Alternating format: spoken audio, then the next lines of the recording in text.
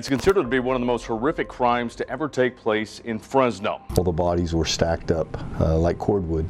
Although the family almost always lived together, they were isolated from the world. He said that if you see Jesus Christ, if you see God, you see me. It appeared on every indication that this was a cult. Today's case is an example of when power and control goes completely unchecked.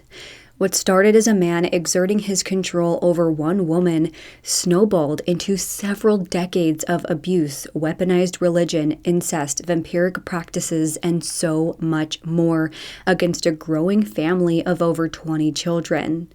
Today, we will dive into the psychological tactics used to manipulate his victims into a twisted cult, as well as how the escape of two women led to one of the most horrific massacres this country has ever seen. Be prepared, because the information you're about to hear is so dark, so twisted and disturbing, it almost feels too horrible to be true.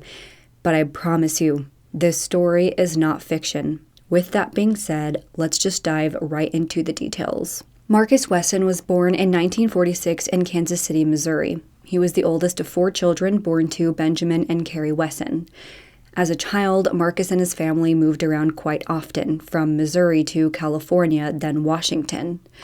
It was said that Marcus's father, Ben, could never really hold down a job. He typically stayed home drinking and was known to act inappropriately towards his own children and their friends. One childhood friend of Marcus later testified that Ben had once paid him $50 to do oral sex on him. When Marcus was still a young child, his father ended up leaving the family to pursue a relationship with a teenage boy in San Jose, California. Meanwhile, his mother, Carrie, was a devout Seventh-day Adventist. A Seventh-day Adventist is a Christian denomination that started back in the mid-19th century. These people believed that the second coming, or advent, of Jesus Christ was imminent. But when he did not come at the predicted time, the group sort of branched off and continued their studies of the prophecy. They concluded that the time period was right, but that the event they anticipated was actually the beginning of the final judgment in heaven, rather than the second coming of Christ, which was still to come.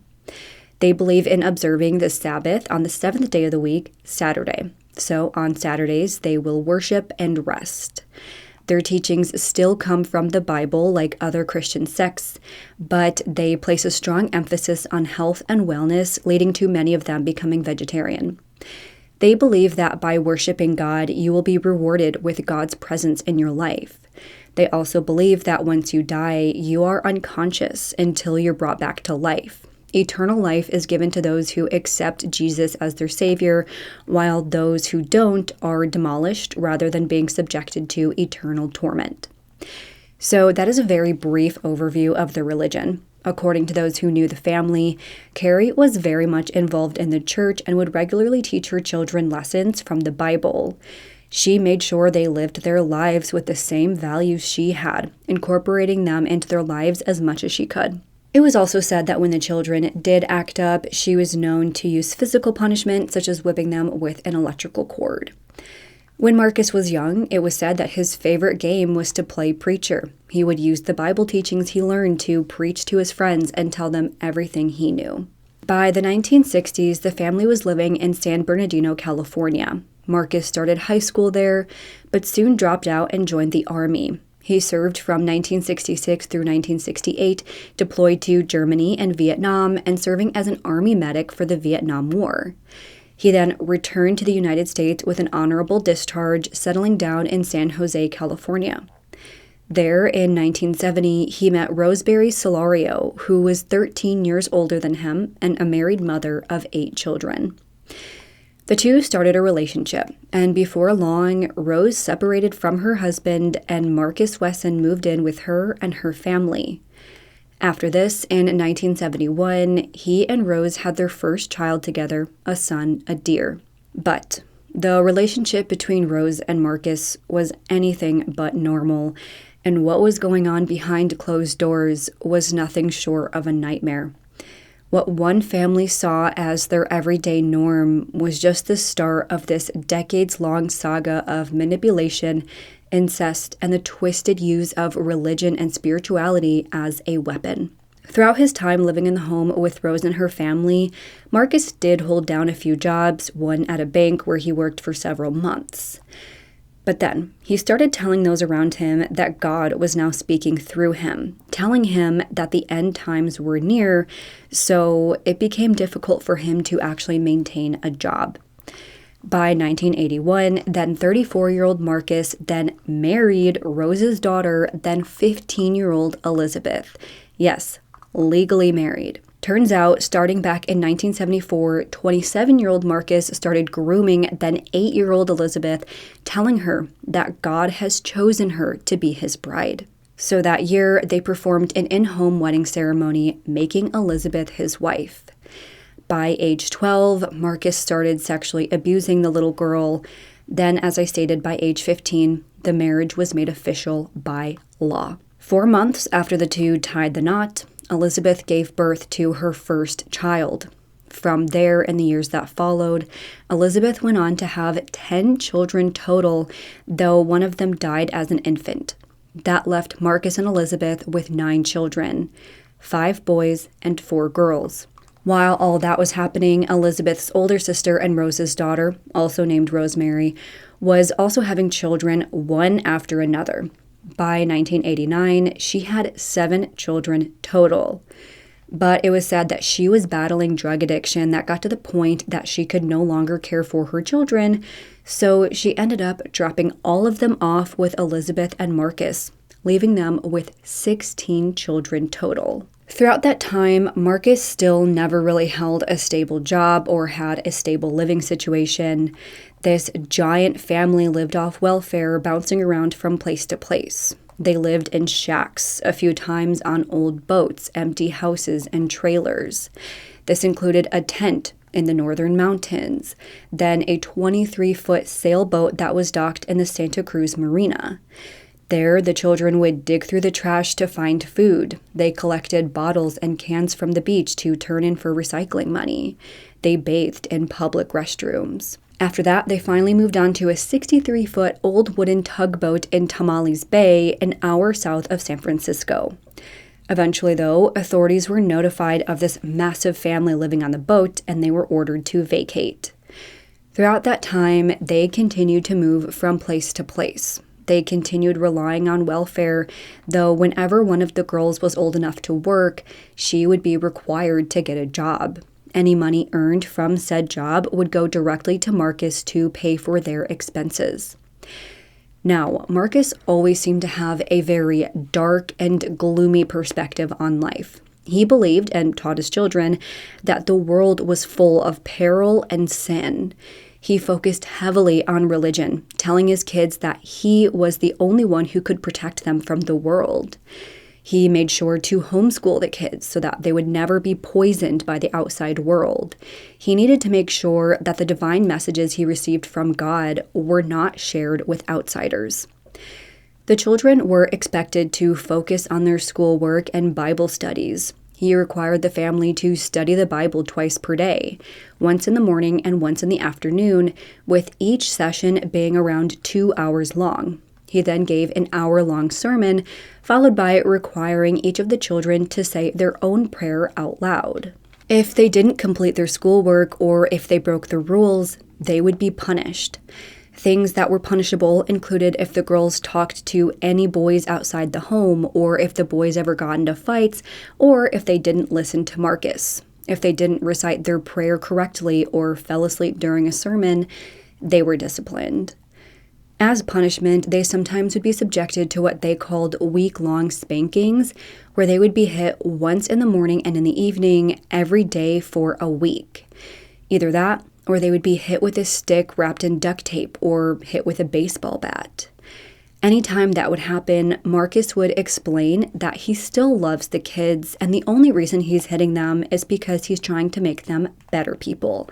That's what he would tell his kids after the beatings. These punishments didn't seem to happen too often, though, because the children knew to follow Marcus's orders.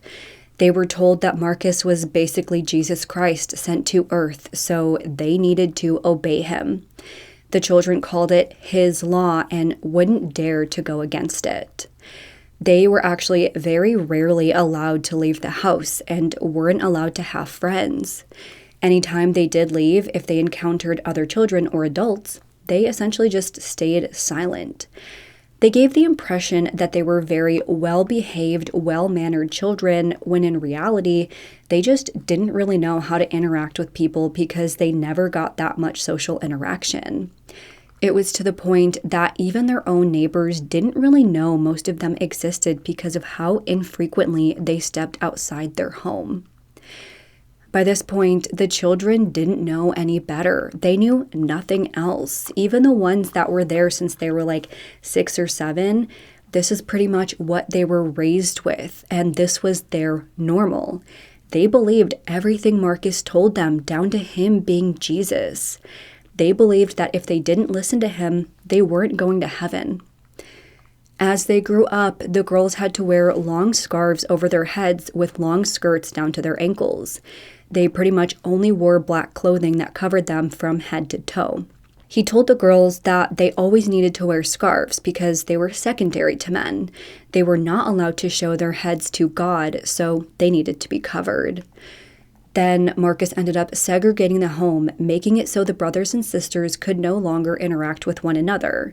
He felt that the siblings would start developing sexual feelings for one another as they got older. Or maybe it was really because he just wanted the young girls for himself. If he ever caught the boys and girls interacting, only the girls would have to face punishment. As the girls grew, starting around the age of 5, he began the grooming process. He started by having the girls touch him and help him in ways that were a little bit weird but innocent enough. They would sit on his lap. They were ordered to wash his locks, scratch his back, and massage his belly and armpits. By the time each girl reached 8 or 9 years old, he started molesting them. It would always start with sexual touching until he forced them to perform oral sex on him, and then eventually he would full-on rape them. He told the girls that these were acts of love, a way that a father shows affection for his daughters. In his Bible teachings, he focused heavily on the parts about polygamy. He often referenced Bible passages where men had multiple wives. God wants a man to have more than one wife, he'd say. He'd say that Jesus was a womanizer. He stated that God's people are going to go extinct. They needed to preserve God's children, so they needed to have more children for the Lord. That is how he justified these horrific acts. When all this would happen, all the girls would be in the same room to pretty much witness what he was doing to each of their sisters or cousins, while the boys were put in a separate room. By the time one of the nieces, Ruby, was 13, she agreed to marry then 44-year-old Marcus. They had a wedding ceremony in their bedroom where she put her hand on the Bible, recited her vows, and said, "I do." From there, he went on to marry 2 more of his nieces, Rosa and Sophina, and 2 more of his daughters, Kiani and Sabrina. Each time, he gave them a gold necklace and a wedding band. He started to show favoritism towards certain girls at certain times, forcing them to compete for his attention and affection.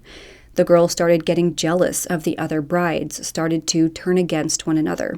And that is exactly how Marcus wanted it. By late 1993, Marcus started to have babies with his child brides, aka his own daughters and nieces. He told the girls that he wanted to have at least 1 baby with each of them, though most of them got pregnant multiple times.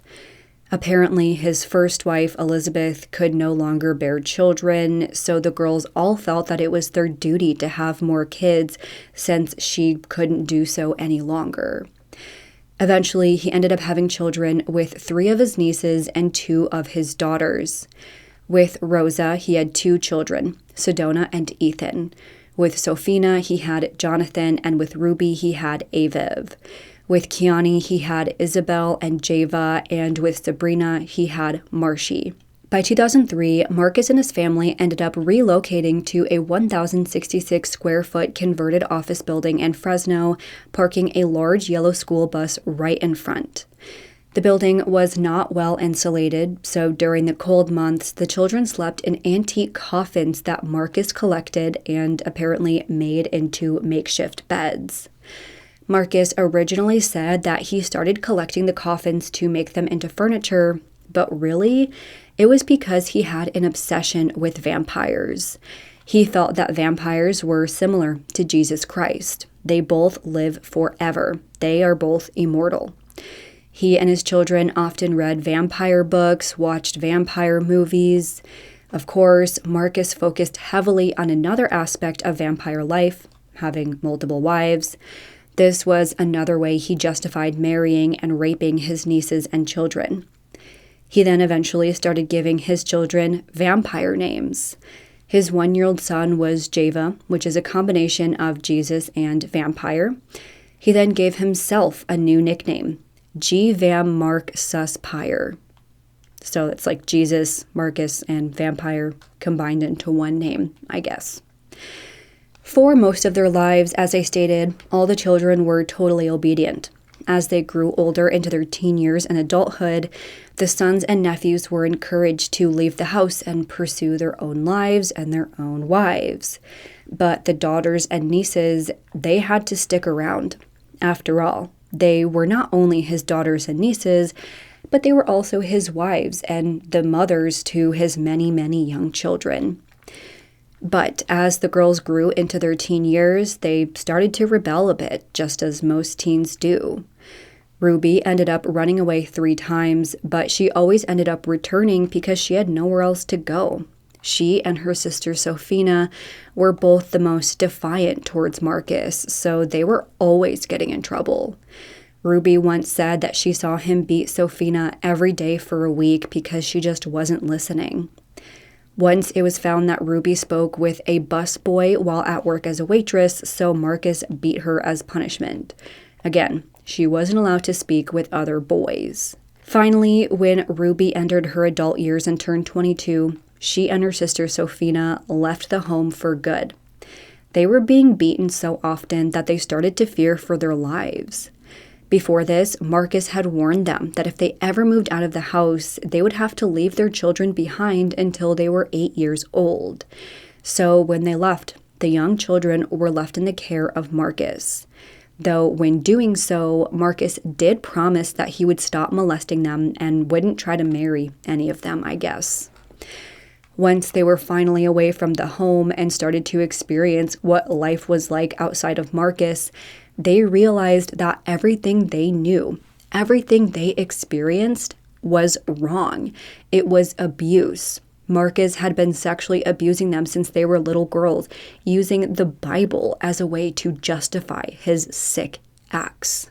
To summarize everything we've discussed up to this point, Marcus came into their lives almost 30 years ago and immediately started to exert power and control in the household. He used various manipulation techniques to keep the family under his control, but the most prominent tactics was to use religion. He convinced those around him that Jesus Christ spoke through him. He warned his children from the day they were born of the dangers that lie outside the family. These lies, corruption, the evil, the sin, things that only he could protect them from. When this is what you grow up with and you know nothing else, it's what you grow to believe. Even you want to question things. Even if you want to question things or explore life outside those beliefs, Marcus made it impossible. They weren't allowed to leave. They weren't allowed to explore. He had complete control over everything and everyone. As if that wasn't bad enough, Marcus had so much control that he created a suicide plan for the family should any outsider try to question them. He literally created a cult of over 20 people, all who were willing to sacrifice anything and everything for Marcus. Marcus had instructed the children that if anyone ever came to the house, such as child services or police, that the daughters and nieces needed to first kill their own children. Then they needed to kill themselves. He needed to remain alive so that he could explain everything to the public and get them on his side. He brought up the plan on a daily basis, often asking the children if they were ready to carry out the plan if they needed to. He would also hold monthly meetings to go over the specifics of the suicide plan, including using the method of mass shooting to ensure a fatal outcome. It was known that Marcus owned a gun, However, it was reported that he never actually taught the children how to shoot it. Now, like I said, both Sofina and Ruby finally left the home when they were in their 20s, trying to live their lives the best they could after what they went through.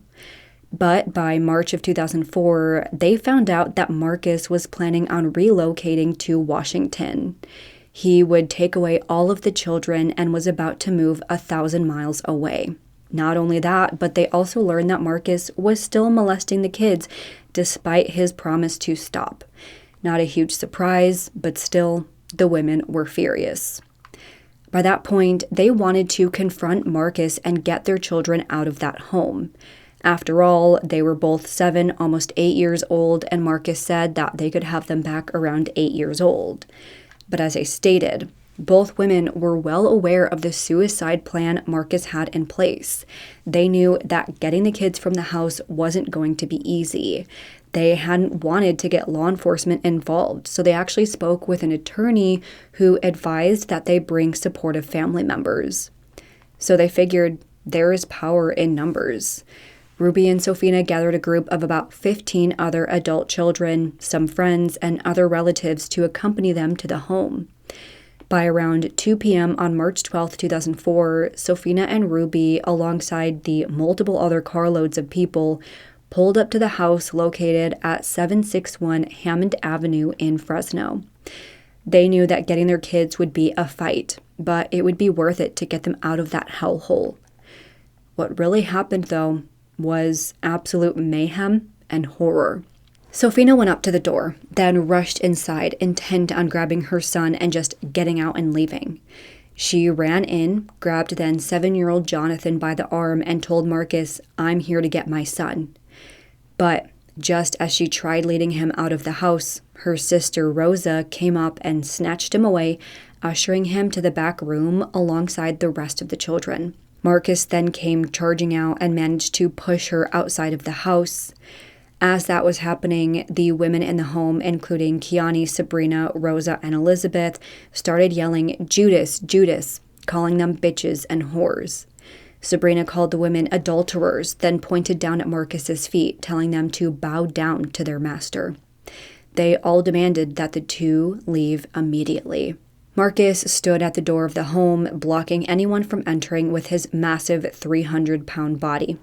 Neither Sabrina nor Ruby or the 15 others were able to push past him to get inside. As the scene grew more and more intense, someone in the group actually called police, who showed up by around 2:30. When the squad car pulled up, what they witnessed appeared to be a man who was being berated by over a dozen other individuals. They were all hysterical, cursing and screaming, causing a scene. Meanwhile, Marcus remained calm and reasonable. He told Sofina that he was willing to talk things through. By that point, Rosa and Kiani joined Marcus at the doorway. They were both yelling to Ruby and Sofina, saying that they just wanted them to come in and talk to them. They weren't going to hand over the kids that easily. Meanwhile, Ruby and Sofina said that they didn't want to go back in, they just wanted to take their kids and leave. If they couldn't do that, they were going to call CPS to come get the kids for them. Police then spoke with Marcus, who said that they do not have permission to enter unless they have a warrant. He explained that Ruby and Sofina had come to a verbal agreement with him regarding custody of their respective children, so they just needed to discuss things further. This calm demeanor and the way he spoke led police to believing that they would work towards a quick, peaceful resolution. But as you can imagine, that isn't what happened. After about 40 minutes with police there, after all this back and forth arguing, Marcus moved away from the doorway, rushing inside and towards the back bedroom, shutting the bedroom door behind him. Officers then watched as Kiani started moving furniture to block the bedroom door. As that happened, both Ruby and Sofina grew hysterical, urging officers to do something, screaming that he was going to hurt the kids. So the officers ordered everyone inside to leave the residence. In response, his wife Elizabeth, his nephew Serafino, as well as Kiani and Rosa exited the home. Each of them had a blank expression on their faces. At that time, Serafino told officers that Marcus had a gun. So officers called in the SWAT team and began securing a perimeter. What followed was a standoff that lasted about an hour. Neighbors listened and watched as they heard the sound of multiple loud bangs coming from inside, while those on the outside screamed in horror.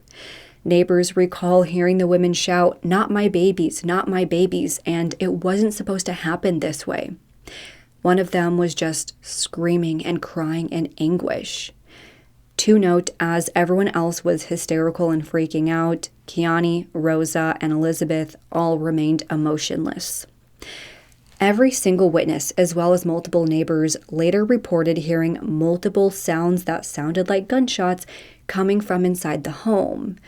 One of those neighbors was actively messaging her sister saying, "There's been a shooting here." Yet, police didn't move in. Why? They actually said that they didn't hear anything coming from inside. Even though they were present when these women were crying out in anguish, literally telling them what they were hearing, officers' official report said that they didn't hear any gunshots. This whole part of the case led to a lot of controversy. Some say that police may have heard the shots, but didn't go in because they were afraid and didn't want to get hurt themselves. Others argue that the scene on the outside with all the screaming and yelling was also loud and chaotic, that they didn't really hear anything. I don't really know what to believe personally, as I can see how the scene was very chaotic. By that point, there were over 20 people crowded around outside and everyone was yelling and screaming. But at the same time, you would question, how did neighbors, literal hundreds of feet away, hear the shots? How did family members hear the shots? Yet none of those officers claimed to hear them. I don't think that totally adds up. Once SWAT arrived, they had their perimeter set up and began to evacuate the neighborhood, but then Marcus abruptly swung the door open, appearing in the doorway with his black shirt and pants soaked in blood. He continued to demonstrate a calm demeanor, putting his hands above his head to show that he was surrendering. He was then apprehended by police while other officers stormed into the house. With the big scary man all secure, they were now safe to enter. As they made their way inside, they called out for the children, but were met with a deafening silence. As they walked through the living room, they noted 10 coffins stacked up against the walls. They then found the back bedroom, where they were met with a scene straight out of a horror movie. Every person in that home had been killed. There were 9 victims total, each of whom were shot to death in the eye. They were then stacked up, one on top of another, organized youngest to oldest. The stack was very chaotic, with legs and arms all intertwined to the point that officers couldn't even really tell which leg belonged to which body. Sabrina was on top of the pile with a .22 caliber pistol lodged under her arm and a knife wedged under her body. The first officer to discover the bodies screamed out for the other officers after dropping to his knees, desperately sorting through the bodies, checking for pulses, hoping to find even the faintest hint of a beating heart. But he found nothing but a pile of warm bodies, each who were still oozing blood. Other officers rushed through the house, checking under the beds and cabinets and behind furniture to check for any survivors. But again, they found none. 9 of Marcus Wesson's children and grandchildren were shot dead and stacked in a back bedroom of their central Fresno home. All the bodies were stacked up like cordwood.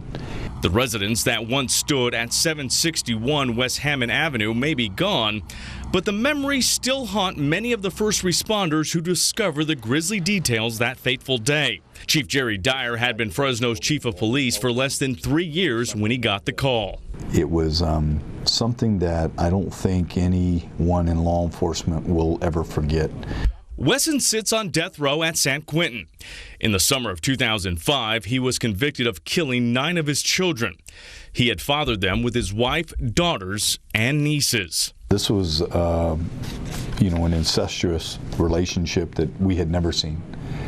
And then we found out about their belief systems. It appeared on on every indication that this was a cult. I am now going to review most of the family tree while listing each of the victims to explain who was killed and how they relate to the family as a whole. I will try my best to keep things organized, though as you can expect, it is a very tangled web within this family. The whole mess started when Marcus and Rose met and had their son Adair. Rose had 8 children of her own, including Elizabeth, Rosemary, and 6 unnamed children. From the age of 15, Elizabeth was married to Marcus. The two went on to have 9 children, 6 of whom left the home. The 3 that remained in the home are Serafino, 17-year-old Elizabeth Jr., named after her mother, and 25-year-old Sabrina. Sabrina and Marcus had a son together, 1-year-old Marshy. Another child born to Elizabeth and Marcus is Kiani. Kiani and Marcus had 2 children, Isabel and Jiva. The older Elizabeth's sister, Rosemary, had 8 children of her own, all who lived with Marcus growing up because she relinquished custody, so these children are technically his nieces and nephews. This included Rosa, who had 2 children with Marcus, Sedona and Ethan, Sophina, who is Jonathan's mother, and Ruby, who is Aviv's mother. Some of these children eventually grew old enough to leave the home, while others either grew up and stayed or were too young to leave. All of the individuals who were shot and killed in the massacre, they include Sabrina, Elizabeth Jr., 8-year-old Isabel, 1-year-old Java, 18-month-old Marshy, 18-month-old Sedona, 4-year-old Ethan, 7-year-old Jonathan, and 7-year-old Aviv. After this horrifying massacre, then 57-year-old Marcus Wesson was arrested and booked into the Fresno County Jail. He was charged with 9 counts of murder. DNA testing was conducted to determine paternity to all those kids, which did confirm that he was the father. So 14 counts of sexual abuse were added, and his bail was set at $9 million. Marcus pleaded not guilty to all charges. While he awaited his trial in jail, his wife Elizabeth, his daughter Kiani, and his niece Rosa all continued to support him. They were adamant that he didn't do anything wrong, saying that he's an amazing husband and father. Kiani went in front of news cameras saying that no one understands Marcus and that the murders weren't his fault. She said, "I love you, my daddy. Always know that. I am deeply in love with you. I will never leave you." Just over a year after the brutal murders, the case went to trial in June of 2005. The trial lasted a total of 3 months, and over 50 witnesses took the stand to testify. Of course, the prosecution outlined everything I've told you up to this point. The prosecution painted him as a master manipulator who brainwashed his daughters and nieces into thinking it was normal to have sex with him. He limited their access to education and the outside world until he had complete financial, physical, and emotional control over their lives, and even convinced them that death was preferable to police interference with the family. Once some of the children got older and realized that they didn't have to live like this, they left. There are other children who testified and spoke out against Marcus, who I haven't named, partly due to privacy, also because there are just so many names, including these others would just make things even more confusing. Either way, they, along with Ruby and Sophina, bravely defied Marcus and moved out. But when they came back to get their kids, all hell broke loose. All of the abuse, manipulation, cult-like tactics culminated in a horrific attack that ended the lives of 9 people, most of whom were young children. The defense came back and claimed that Marcus never actually pulled the trigger. He's not the one who killed the kids, and they have evidence to support their claim. Marcus didn't have any gunshot residue on his hands after the shooting. His fingerprints were nowhere on the gun. Then autopsies conducted that both Elizabeth and Sabrina died about an hour after the rest of the children. The evidence showed that each of the children were lined up and shot one by one through their right eye. They were then stacked on top of one another. Then it showed that Elizabeth Jr. died right before Sabrina, with Sabrina lying on top. Her gunshot wound was determined to be self-inflicted by the medical examiner, and the gun was found wedged under her body.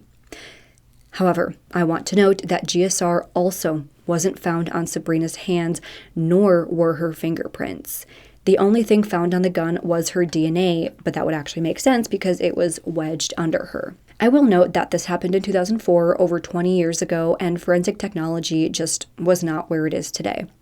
So there really is no way to say for sure if Sabrina killed all those kids, but it could also be argued that Marcus killed all the kids, wiped the gun, washed his hands, and then convinced Sabrina to kill herself and possibly Elizabeth.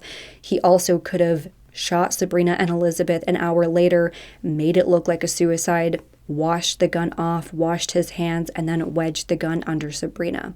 That's also a possibility.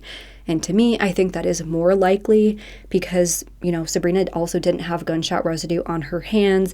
There's no way that she could have washed her hands and cleaned up, but there is every possibility that Marcus did so. So to me, I think the evidence more so does point towards Marcus being responsible because he easily could have cleaned up, whereas obviously Sabrina wouldn't be able to clean up her hands or anything else after she shot herself. No matter what actually happened, though, the prosecution maintained that no matter who pulled the trigger, even if it was Sabrina, Marcus is still responsible.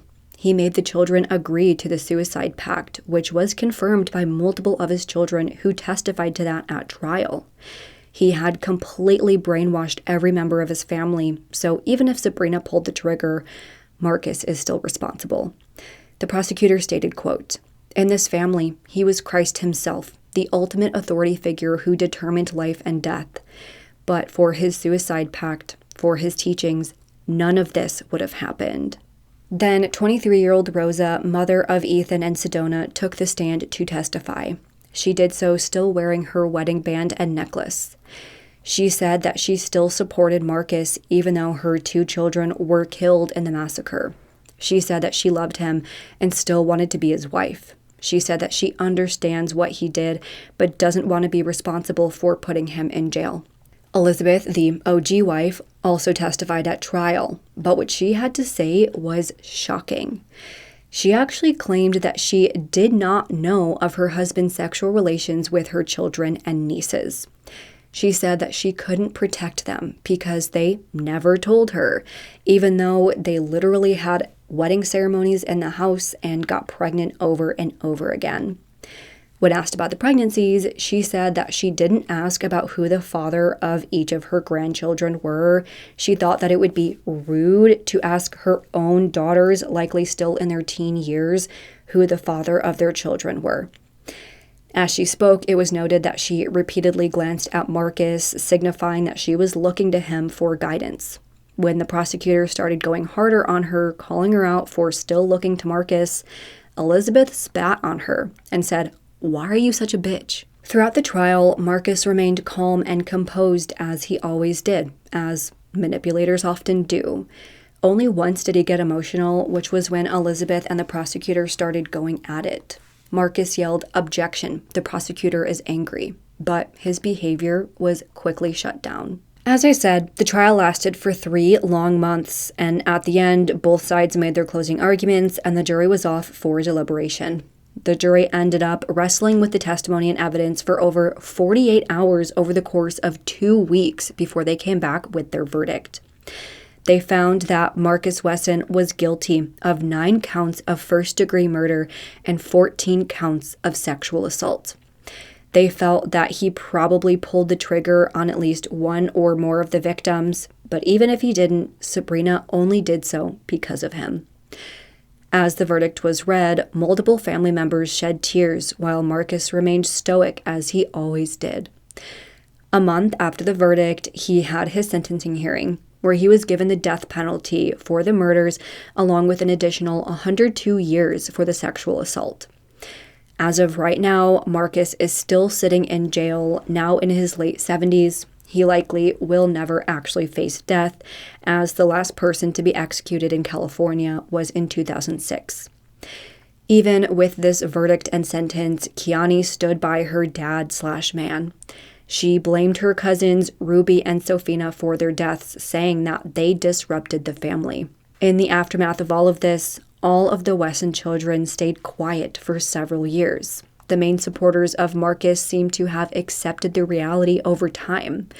Many of them said that as the years passed, they realized that they spent their entire lives being brainwashed by Marcus. Even Elizabeth said that she was practically raised by him. Everything she knew was from him, and even though she had her doubts over the years, she never actually thought to betray him. It feels like I'm coming out of a fog or something, and it's just, it's taking me time to get to where I'm at. It really has. Obviously, they all have and had a lot of healing to do, and although not all of them have come out to talk about it publicly, those who have stated that they know who Marcus really is now, a manipulative abuser. But that is where this case ends. I know this was an absolutely wild one from start to finish. It's astonishing to think that things like this are happening right under people's noses, yet no one thought anything of it. They hardly showed their faces to the outside world, and when they did, no one really questioned it. They were just a massive family with well-behaved kids.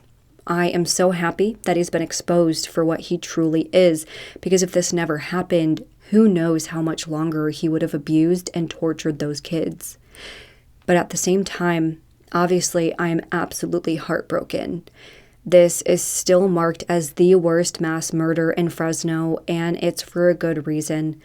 9 people, most of them young children, lost their lives that day in a horrific, violent, brutal attack. All because these women wanted their own children. They wanted to save them from the abuse they knew they were suffering. But Marcus had everyone so brainwashed, so manipulated, that they felt they were better off dead than without him. And that I will never understand. But in the end, I want to know what you all think. Do you think Marcus pulled the trigger and killed his family? Do you think it was Sabrina? Do you think it was a combination of the two? Why don't you think officers stepped in sooner? Did they really not hear the shots, or were they just afraid? What do you think of his children standing by him even years later? Let's discuss this and any other thoughts you have in the comments below. If you like this video, please make sure to go ahead and give this video a thumbs up and subscribe to my channel. I put out new true crime and mystery videos every single week. Don't forget to turn the notification bell on so you don't miss out on any of my future videos. Make sure to follow me on Twitter, Instagram, Facebook, TikTok, and Spotify. All will be linked down below. And if you have any case suggestions, please make sure to fill out the Google form, which is also listed down below. With that, I hope you guys have an amazing week. Stay safe, stay healthy, and I hope to see you next time. Bye.